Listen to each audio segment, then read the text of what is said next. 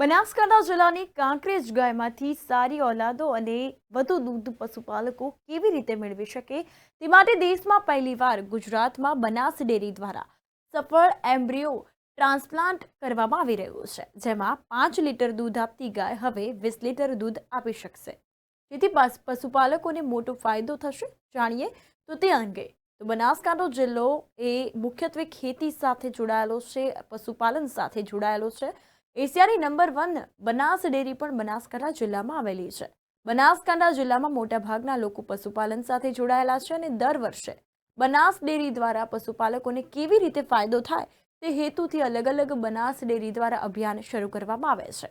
ત્યારે બનાસ ડેરી વધુ દૂધ ઉત્પાદન આપવી, કાંકરેજ ગાયની નવી પેઢી ઊભી કરવા અને પશુ દૂધ ઉત્પાદનમાં વધારો કરવા કમર કસી છે।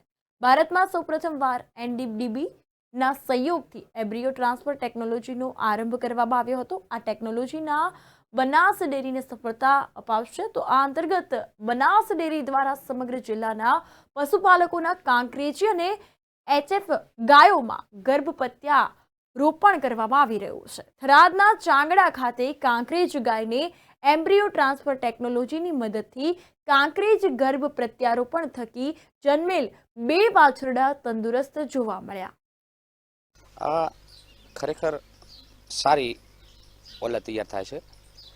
આમાં બધા ખેડૂત મિત્રોને બરાબર ધ્યાનથી રસ લેવા જેવું છે અને આ ટ્રાયલ કરે જેવું છે। આમાં સારું રહેશે। આ શંકરભાઈ ચૌધરી સાહેબના નેતૃત્વ નીચે આ કામ બરાબર થાય છે કે આમાં સંતોષ છે મને અને આ બધું કરવા જેવું છે અને ખેડૂત મિત્રોને એ જ જણાવ્યું છે કે બધા આમાં રસ લે અને હર ખેડૂત એક ટ્રાયલ તો કરે જ અને બાદમાં એમાં પછી રસ પડશે એટલે વધારે ઓટોમેટિકલી એમને માન થશે।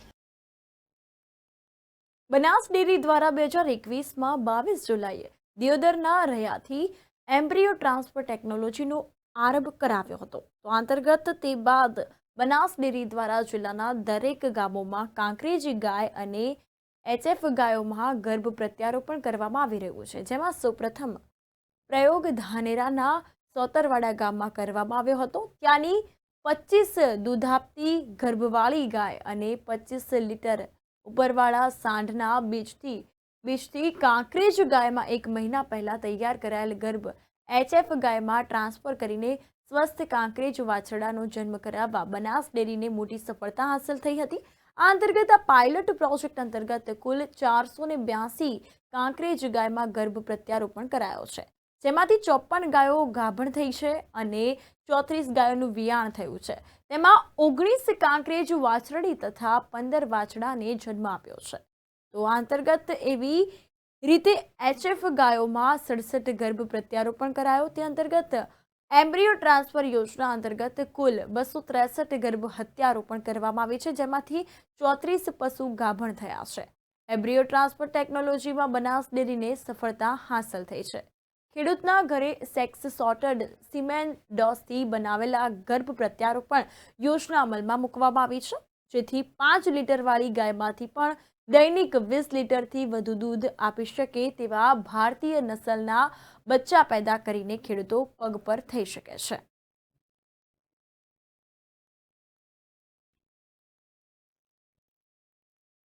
જે હાલની અંદર જે આ ડેરી તરફથી એમ્બ્રિયો ટ્રાન્સફરનો શંકરભાઈ ચૌધરી સાહેબના નેતૃત્વમાં ચાલી રહ્યું છે, એ પ્રોજેક્ટની અંદર